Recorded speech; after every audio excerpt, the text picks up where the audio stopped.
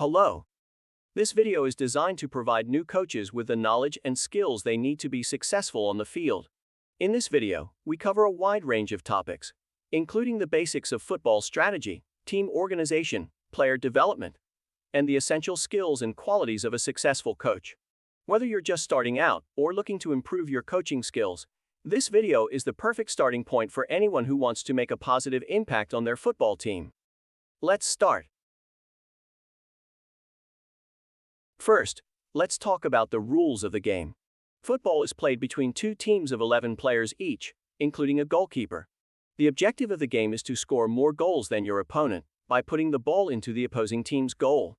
The game is played in two halves of 45 minutes each, with a 15-minute halftime break. There are three main positions: forwards, midfielders, and defenders. Forwards are responsible for scoring goals. Midfielders play a key role in controlling the game, and defenders work to prevent the opposing team from scoring. There are different types of passes and shots in football, including the short pass, the long pass, the through pass, and the cross. To execute these passes and shots effectively, players need to practice proper technique, control, and accuracy. As a coach, it's important to be clear and concise in your instructions, and to demonstrate proper technique whenever possible. You should also encourage your players to ask questions and provide feedback, so that you can help them improve their skills and understanding of the game. Now let's talk about the importance of tactics in football. Tactics are the specific strategies that teams use to gain an advantage over their opponents. They involve a combination of player positioning, movements, and decisions on the field. Good tactics can help teams to control the pace of the game, create scoring opportunities, and defend against their opponents. A formation is the arrangement of players on the field at the start of the game, or in response to a specific situation during the game. There are many different formations in football, but some of the most common include the 4-4-2, the 4-3-3, and the 3-5-2. The 4-4-2 formation is one of the most popular formations in football, and it involves 4 defenders, 4 midfielders, and 2 forwards. This formation is balanced and provides a good combination of defense and attack.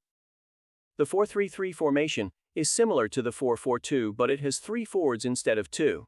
This formation is designed to create more attacking opportunities, but it can also leave the team vulnerable to counterattacks. The 3-5-2 formation involves 3 defenders, 5 midfielders, and 2 forwards. This formation is designed to control the midfield and maintain possession of the ball. It's important to note that formations are flexible, and they can be adapted in response to different situations during the game. For example, coaches may choose to switch to a different formation if their team is losing, or if they need to defend against a particularly strong opponent.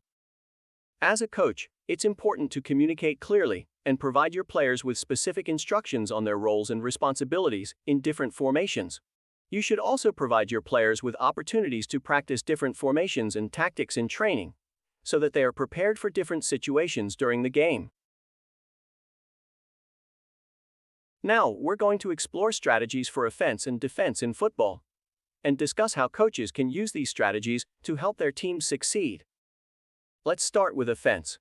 Good offensive strategies in football involve creating scoring opportunities, maintaining possession of the ball, and keeping the opposing team's defense on their heels. There are several key strategies that coaches can use to achieve these objectives, including the following. 1. Quick transitions. Teams can quickly transition from defense to offense by passing the ball quickly up the field and creating scoring opportunities. 2. Wing play. Teams can use the flanks or the sides of the field to create scoring opportunities by crossing the ball into the box or making diagonal runs. 3. Set pieces. Teams can create scoring opportunities from set pieces, such as corners, free kicks, and penalties, by using specific strategies and movements to create space and outwit the opposing team's defense. Now let's talk about defense. Good defensive strategies in football involve preventing the opposing team from scoring, maintaining a compact shape, and pressuring the opposing team's offense. There are several key strategies that coaches can use to achieve these objectives, including the following. 1. Pressure. Teams can apply pressure to the opposing team's offense by closing down space, marking players tightly, and disrupting the opposing team's passing and attacking movements. 2. Compacted defense. Teams can maintain a compact defense by positioning their players close together, reducing the space that the opposing team has to attack. 3. Counterattacks. Teams can create scoring opportunities on the counterattack by quickly transitioning from defense to offense and exploiting the space that the opposing team leaves behind. It's important to note that both offensive and defensive strategies require practice, repetition, and adjustments based on the specific strengths and weaknesses of your team. As a coach, it's your responsibility to help your players understand and execute these strategies effectively. You can achieve this through regular training sessions that focus on specific strategies and tactics, as well as through video analysis, where you can review and discuss game footage with your players to identify areas for improvement. Now we're going to explore the important role that team organization and player development play in the success of a football team. Let's start with team organization. As a coach, it's your responsibility to organize your team and ensure that everyone is working together effectively. There are several key components to consider when organizing your team, including the following. 1. Team roles and responsibilities. Assign specific roles and responsibilities to each player, based on their strengths and abilities, to ensure that everyone is working together effectively. 2. Communication. Encourage open and clear communication between players and coaches, both on and off the field, to foster a positive and supportive team environment. 3. Practice and preparation.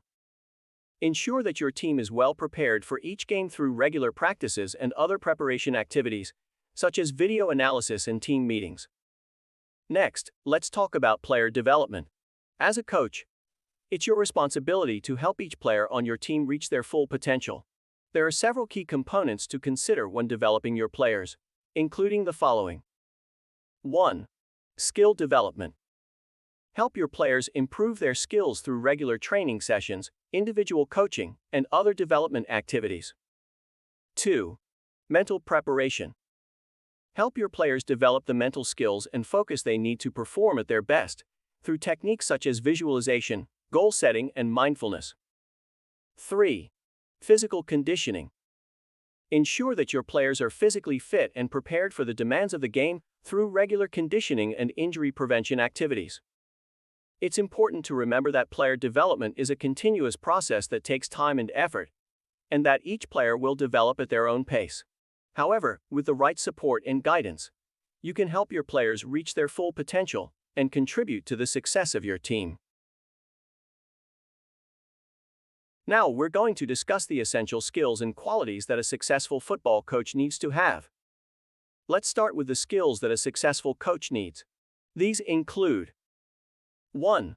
Technical knowledge. A good coach must have a deep understanding of the game of football, including the rules, tactics, and strategies involved. 2. Communication. A good coach must be able to communicate effectively with players, referees, and other coaches, both on and off the field. 3.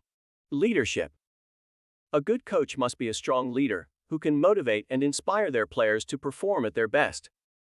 4. Planning and organization. A good coach must be able to plan and organize their team's training sessions, games, and other activities effectively. 5. Adaptability. A good coach must be able to adapt to changing circumstances, whether it's adjusting their strategy mid-game or dealing with unexpected events. In addition to these skills, a successful football coach must also possess certain qualities, such as 1. Passion. A good coach must be passionate about the game of football and about helping their players achieve their full potential. 2. Patience. A good coach must have patience, both with their players and with the process of player development, which takes time and effort. 3. Empathy. A good coach must be able to understand and relate to their players, putting themselves in their shoes and helping them navigate challenges and overcome obstacles. 4. Integrity. A good coach must be honest, trustworthy, and act with integrity, both on and off the field. By developing these skills and qualities, and by consistently applying them in your coaching practice, you can help your players reach their full potential and achieve success on the field. That's it for today. I hope you found this information valuable and that you'll take what you've learned and apply it in your coaching practice.